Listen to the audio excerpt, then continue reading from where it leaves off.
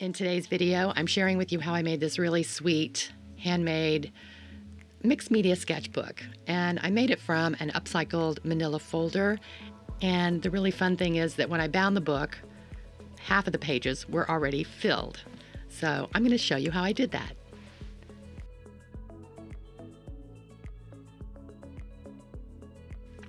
So if you're new here, welcome. And if you're not, then you already know that many times, a lot of times, often, I am playing with the paper that covers my art table, the desk, my art table paper, and today's no different. Okay, so this is the paper that I use that covers my desk, and I will come back to it later because we're just gonna jump right into painting. And I've got my favorite watercolor, Dr. P.H. Martin Radiant Concentrated Watercolor, and I had not tried the ice pink, and I know that a lot of people love it. And since everybody's talking about Barbie these days, I thought, let's do some Barbie pink on the paper that's covering my desk. And as you can see, there are sections that are taped off, and I've used artist tape to just randomly section off areas because I can either cut them into little paintings or something. But in the meantime, while doing that, I changed my mind and I decided I was going to make a book out of it. But first, I'm going to paint all of the open white spaces with this Barbie pink, this ice pink. And of course, I'll leave a link for it below so that you can get it. And here I've just sort of lightened up the value of it. So I just added more water. And I just start filling in all kinds of places that just are white. I do a little bit of crossing over with colors and mixing them, but my goal here primarily is just to fill in all the white spaces with the pink because I think that's going to be a real cohesive vibe going on in this book. And then everything's already painted and I don't have to think about it.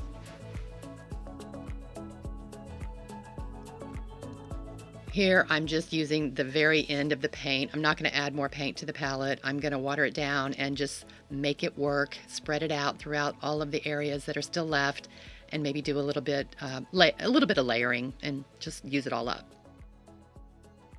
I added my pink paint, my pink Barbie paint, and I'm going to cut this up into book signatures. These four, I'm going to cut these up into book signatures, and then these two I'm going to do something with, but I'm not sure what yet. And I'm going to clear off that over there, but that's kind of pretty, isn't it?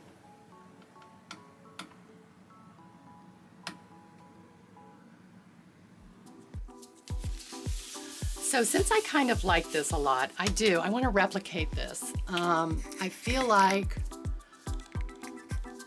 it would be a fun technique to show you, and I can cover this whole thing for the cover of my book and then let that dry while I cut these up and make it easy on myself. And I think you're going to want to see this. It's kind of cool. Okay, so this is a watercolor technique. Let me find the stamp. Okay, so I have two stamps here. This one is carved with Eco Carve, I think it's called. I'll leave a link for it below. It's an okay product. It's pretty durable. I'm not convinced that it won't stay supple. I'm afraid that it will get hard over time, and I'm kind of worried about this one. But it still makes a good stamp for now, and especially with this process. This stamp was carved with Speedy Cut by Speedball. This is a really good product. It does crumble, it does break. I mean, because it is for beginners, and it's just, has a tendency to crumble, but that's okay. It can still last you a while, and you can make beautiful stamps with it that can last you years and years. Just take care of it. Just keep it away from sharp objects like stamp carving implements or scissors or X-Acto knives. So I'm gonna use, to start, I'm going to do orange and yellow to start. And I'm gonna use this stamp, and I have a mister here, and you're not gonna see me mist it on camera. I'm gonna ink up the stamp, and I'm gonna remove the stamp off to the side so that I don't spray water everywhere, and I'm gonna give it one good mist. This one is really great because it has a real steady, elongated spray, so that when you punch the lever, it really does engage for, it feels like a couple of seconds. So that's why this one is one of my favorites, and I'll leave a link in the description as well. So start with the lightest color, and I'm gonna go around the outside. I don't think that this is exactly what I used up there. I think I was using gouache, but this is a really good technique to show you. And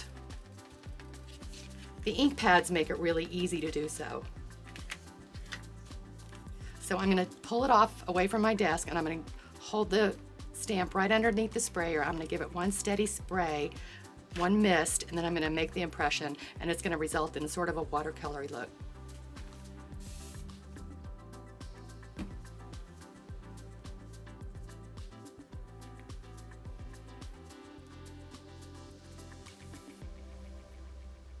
Now I can do another impression. It won't be as vivid, but I'm not gonna do that here because I only want really bright colored flowers on this book cover. So I'm gonna clean my stamp off with a paper towel. And I'm gonna do it again and just sort of build the flowers onto the cover. And they're all gonna be different.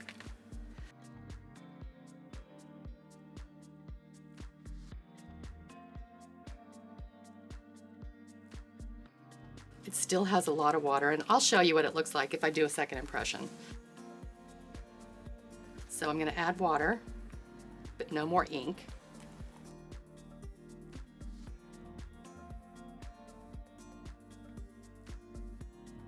The colors start to mix together more thoroughly, and that's not really what I'm looking for, so I'm going to wipe this off and keep going with a fresh inking each time. And I'm going to open this up, and I'm just going to toss these flowers across the book cover, and then I'm going to come back in and add some more color.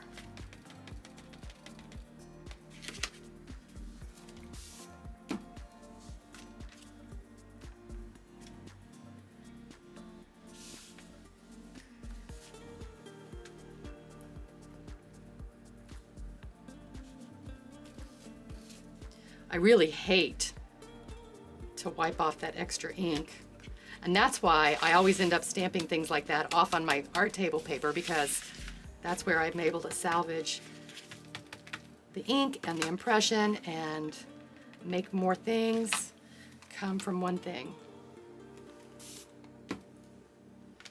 if that makes any sense.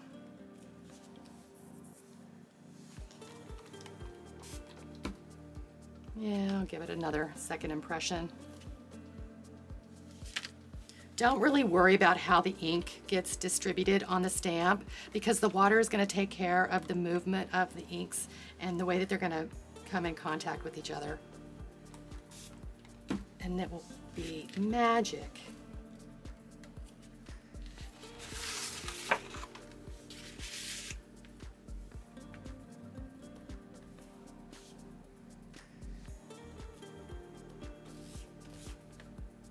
I actually could stamp some of them on here. Actually, I think I'll do that.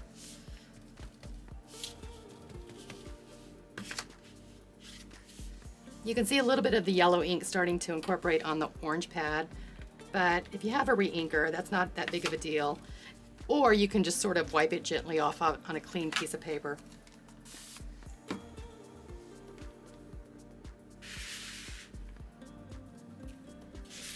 All right, so let's use this second impression on my paper. And I'll just put it right here. It may not even show up with that. That's okay though, I like that. Just sort of subtle in the background.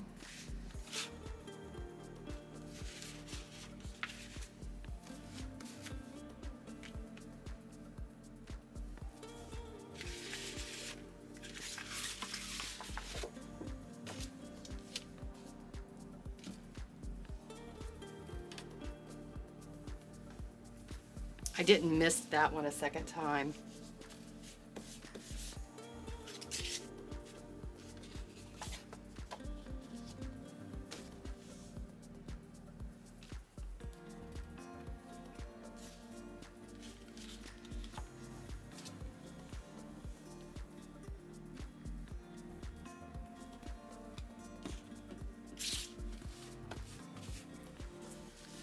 Now if my stamp gets really mucky, I can clean it here. I have a paint edger that's turned black because I've used it so much, with a little bit of water and a deli tray, and I can clean my stamp off this way. I'll leave a link for these in the description as well. They're very handy. So it sort of gives you a fresh start with your stamp. Also helps eliminate your ink pad from getting muddy.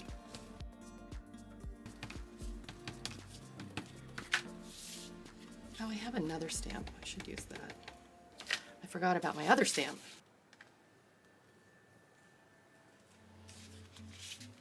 Let's see.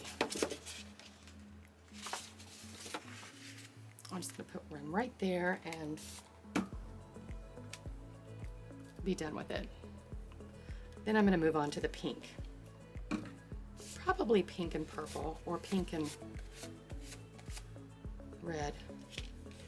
I'm going to do red and pink.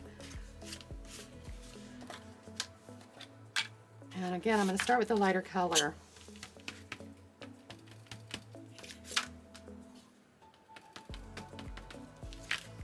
And I'm going to mist it.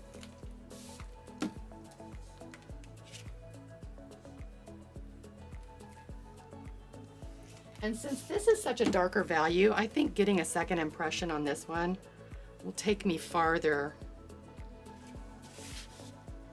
than the yellow. And I might get a third impression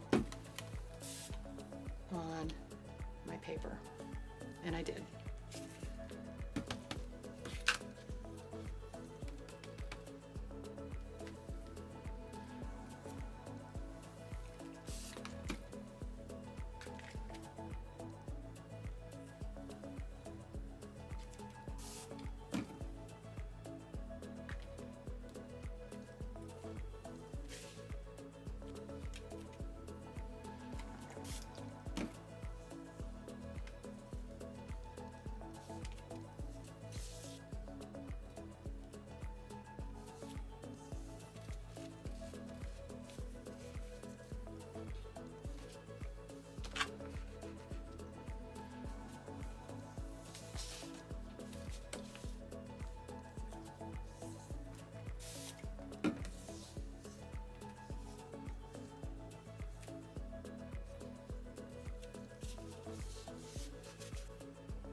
So now I've realized I haven't used this stamp here. It's a little bit smaller, and I'm thinking I might be able to fit it in just as a filler, but I'm gonna try the orange and the red. I'm not sure if it's gonna work, so I'm gonna test it out on my paper first to see how I like it. And if I don't, I'll just continue with these flowers and fill that in.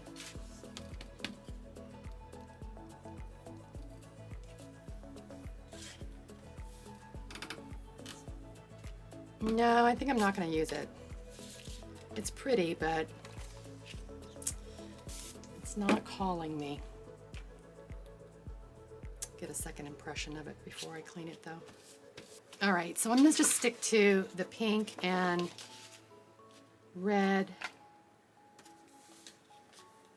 And I'm going to use the smaller stamp.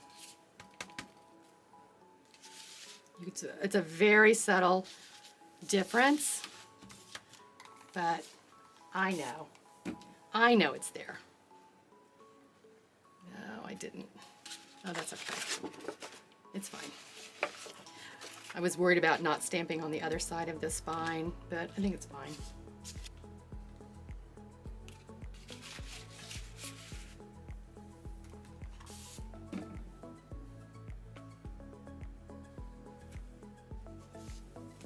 That one was really watery. That's okay. Some of this is probably going to get cut off, and I'm okay with that. Yeah, I'm going to risk it here.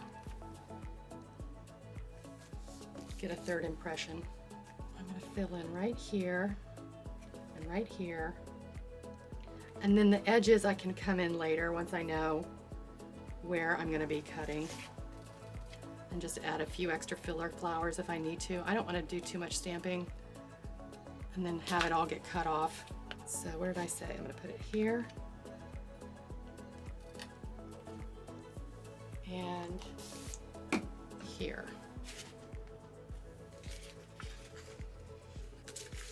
So the rest, yeah, I'll fill it in later if need, or paint it in or do something, but this is good enough for now.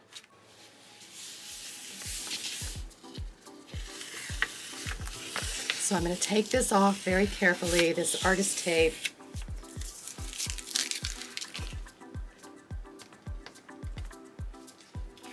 And I've already loosened the paper from my table, from the underside in the front, so that it's starting to, you can see now, I can move it, because it is attached to a roll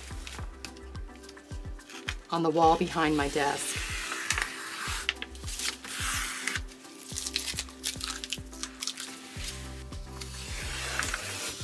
So I've had a little bit of trouble with this tape, and it could be the paper, because the paper is pretty lightweight.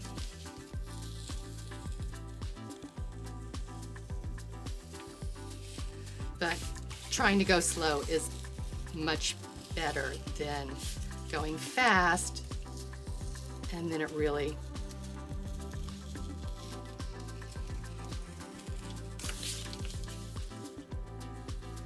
but also if you can get the right angle too, sometimes that can make a difference. Not always.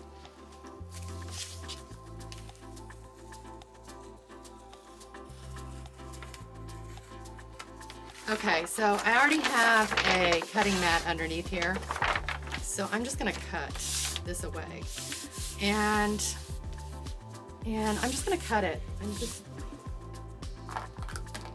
not going to give it too much thought.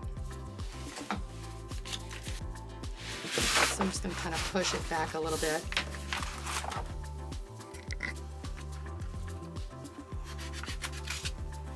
Give it a little head start because it's not right on the mat there.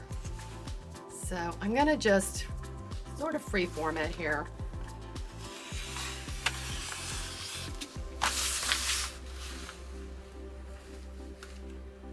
Because I can always fix it later if I even need them to be even. I like my book pages to be uneven sometimes. I think that's more fun.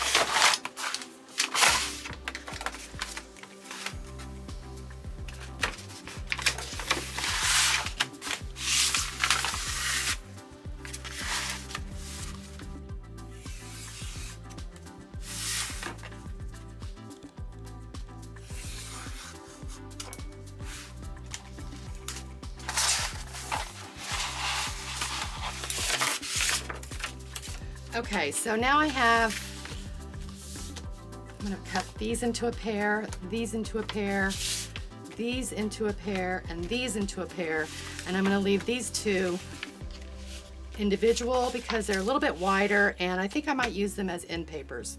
I think. Yeah, I probably will. And then these will become signatures.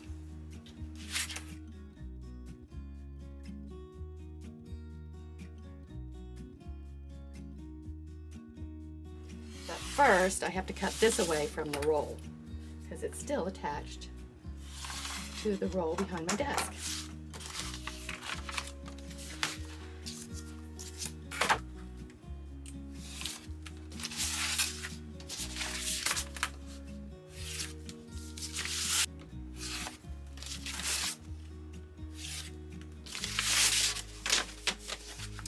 So, yep, some of them are taller, and that's okay.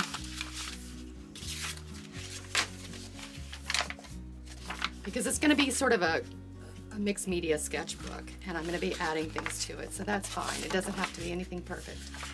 So I'm going to fold these all separately.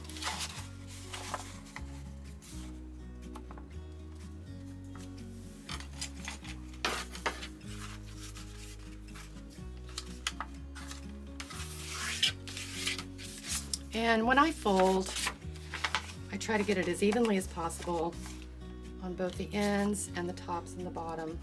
This is uneven already. That's okay, I can even it up later after I fold it. So I just start from the bottom and I scoop my folder in a U shape and capture the bottom and then just go up. That seems to work the best for me.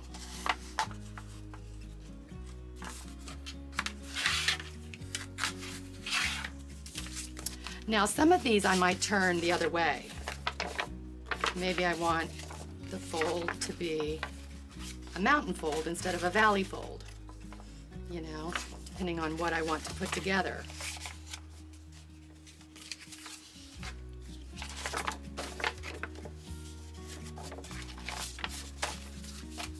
So then you have to think about how your book is going to lay out and what pages are going to come in what order and how that's going to appeal to you, or you can rearrange it and do it this way. Maybe you want these pink flowers in the front and some blank pages and then a little vignette, more blank pages, then a center spread, more blank pages, and then another little random abstract vignette. So there's all kinds of things you can do. So just find the thing that works for you. I think this is going to work all right. This will be good enough. Now, let's get my cover. Okay, so now I have my book cover, and I think I want this to be the cover. And this will be the back. And I'm going to just put this in here like this. And I'm going to use this orientation, so it's going to be first page for the fly paper. And they're all nested together. So that's one signature to make one signature book. Now I could just go from the bottom and then I'd only have to cut one spot, which I think I'll do. If the design was really more concentrated in the center, I could do that, but I'm happy with this. I'm just gonna pull it right down here to the bottom, make it easy on myself. I'm gonna mark it exact, but I'll probably cut it a tad bit bigger.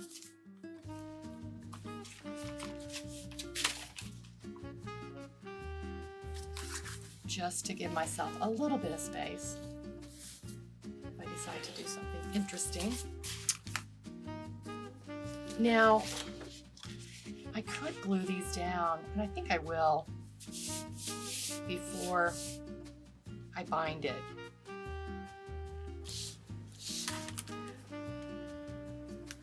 So I'm going to trim the end papers, and then I'm going to trim the signatures.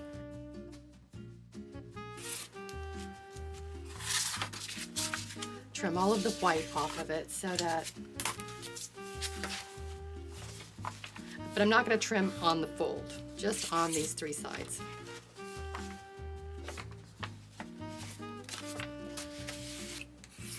And the best way to do that is to open it up and then just know that you're just going around the perimeter.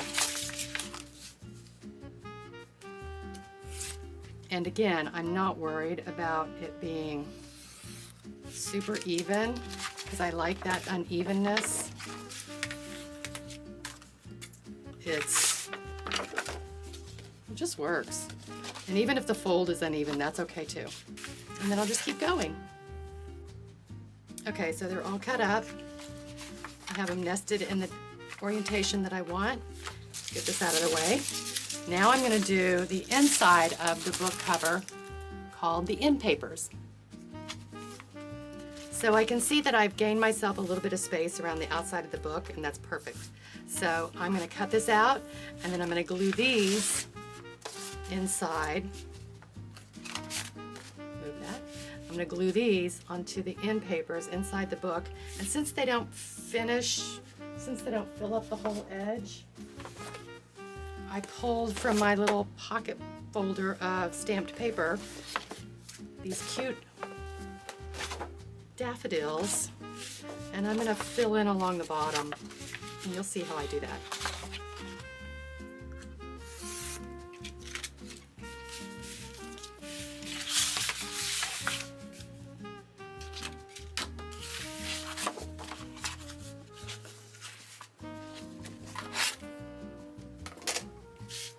Now I could use, if the proportions were right, I could use these cutoffs to fill in along the bottom, but I'm going to use this because it's been sitting around a while and I think it needs some attention, so I'm going to give it some love. But certainly if these were wider, I would consider doing that if they fit and it didn't require too much fussing. So I'm not going to mess with it, but I might save some of these for cutouts for collage within this journal. So I'm going to just eyeball it once again. I think I'll use this part here, come down here, come down here. I don't know how far I have.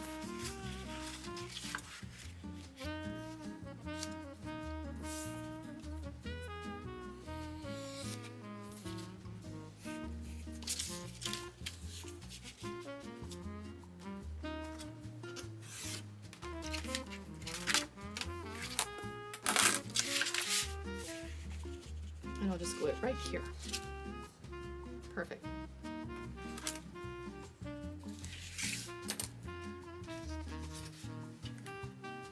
Actually, what I'll do is I'll just glue it on and cut the rest off later. That's what I'll do. Okay, let's glue these down and get this book made. But first, I'm going to replace the paper on my desk so that I can protect it. I'm going to be gluing and probably be stamping some more, so I'm going to go ahead and put this back into place or extend it further and start with a fresh piece. But I'm going to leave this here because it's fine. So these are all my old used, reused glue pad papers. Whenever I take old books and I repurpose them, which I will do a video on, and I take the book block out and I use it for a glue pad.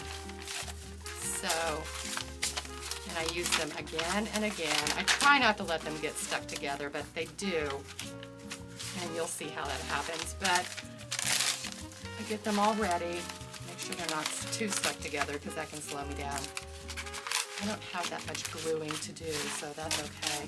And I actually am going to use one of them for a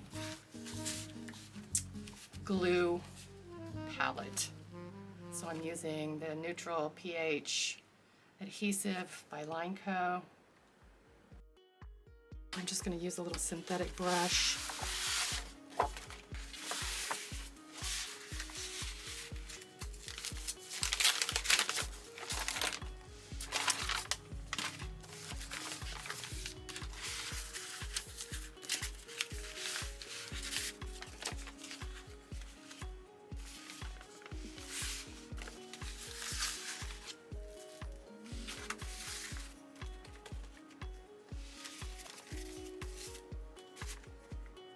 So I'm going to coat it evenly with the glue, thoroughly. Make sure it all gets covered. And start from the middle and move outward so that you don't scoop glue underneath the front of the cover. And try not to move these end papers here, or these glue papers, so that, again, glue doesn't get stuck to the front. But it can happen, and you can just be prepared. Have a little bit of water ready, maybe a wet cloth or something, so that if a little bit of glue does get someplace, that's okay.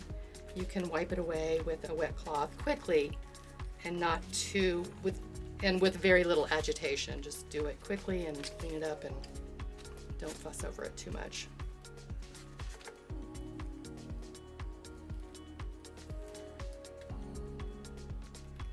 Okay, so now I'm going to go on the outside.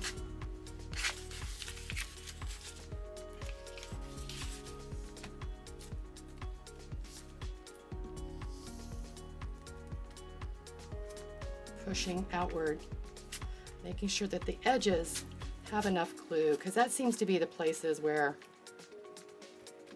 they get neglected. Now, absolutely, I could just leave this on my art table paper. The glue can just sit there and dry, and it would not be tacky. But I'm just showing you another trick. If you have extra papers around, you can do this with magazines as well. So I need a little little bit more glue here. Ah! All right, getting a little messy here. Got to gain control again. All right, here we go. This is going down. I'm gonna move this out of the way, this out of the way, this out of the way. There's a big blob of glue there. I don't want to stick in my book into. If I had a wet cloth, like I said, then you know, here.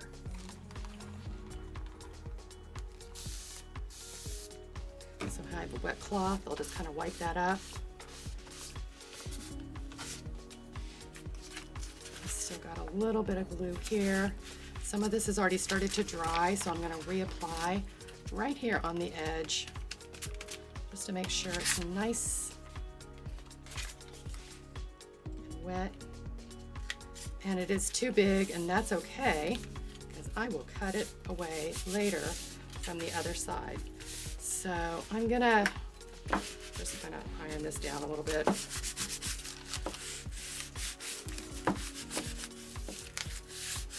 You can use a Baron, you can use a brayer. I always put a little bit of extra paper on top so I don't damage any of the artwork underneath. So this is still wet, but I'm going to give it a minute to capture. Make sure it's all right where it needs to be. And then I'm going to move on to the other side.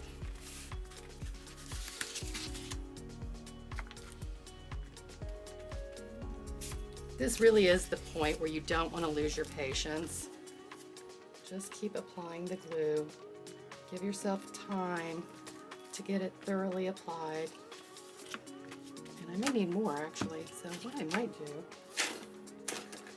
trusty little gift card, and do this.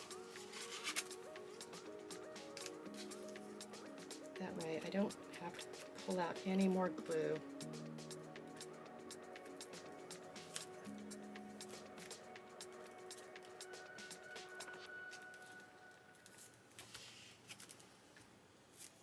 Except maybe a little drop or two.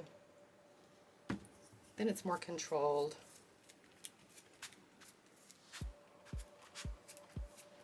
All right. I think I'm good. So let's move all of my papers out from underneath. And they're already, see, this is what can happen if you're not careful. It can stick to the other side. But I will deal with that later.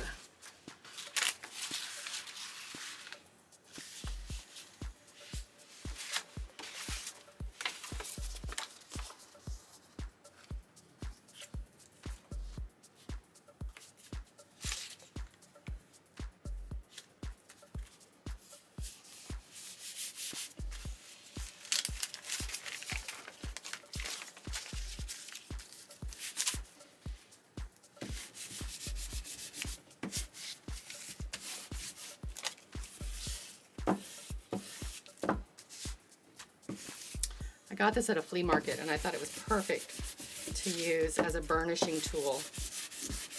Because basically, well, maybe it's not a burnishing tool, but it works well for making sure that things get smoothed out and that your prints and your gluing things come in contact with each other. All right, so looking pretty good. We had this one little disaster. I might just very quickly, since I got a little bit of glue here, just put a little bit underneath. When this dries, it won't be tacky, so that's good. But I do need to make sure that it doesn't stick.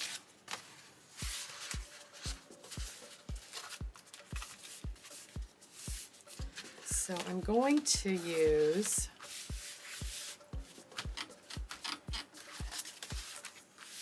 I'm not going to do anything right now. I'm gonna work with it even though it's a little damp, because I've done that many times and it works just fine.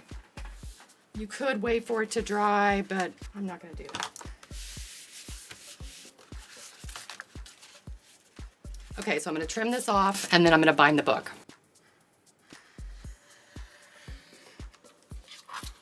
If you go slow enough, you don't risk writing up on top of the book cover.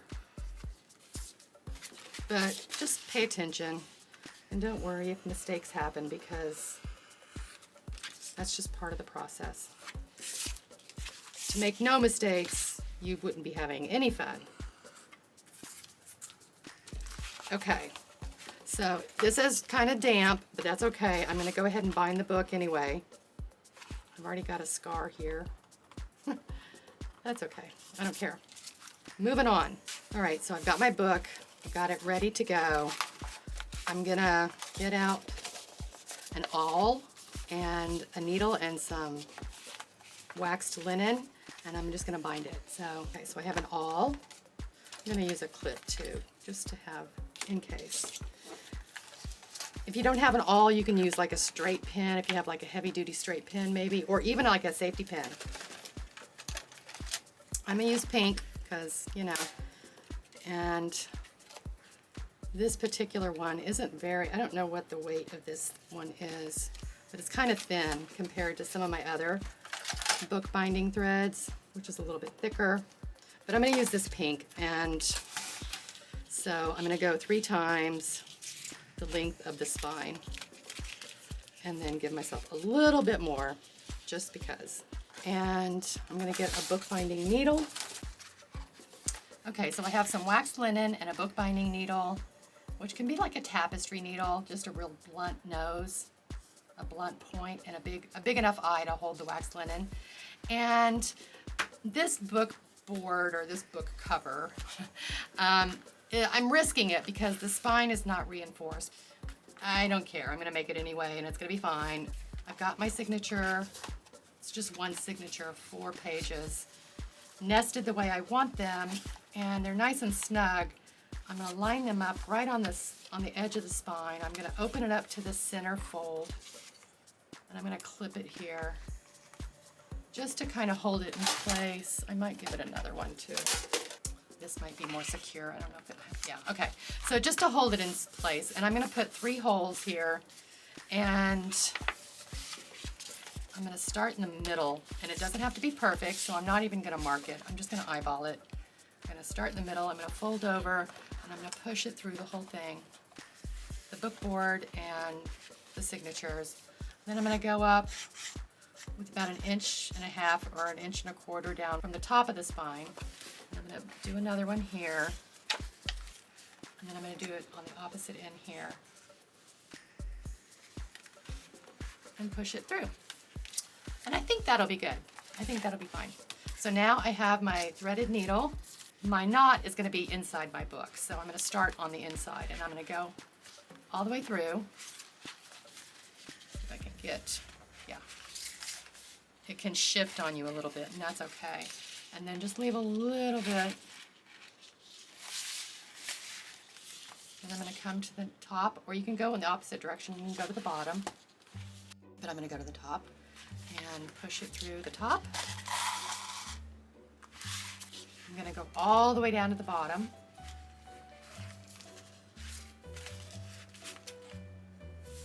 And I'm going to go to the spine on the outside, and I'm going to come back into the center, trying not to pierce the other thread. And then I'm going to tighten it all up, and as you can see, I have way too much thread, so that was a waste. I should have listened to myself when I just did 3 times only, because that was more than enough. And so I'm going to just give it a little snug pull here and a snug pull here. I'm going to flip it over, make sure that it's not really loose on the end, and what I'll do is give it another pull. There's no fast and hard rules. There's probably very proper rules, but this is my journal. I can do whatever I want. So now I'm just going to tie a double knot.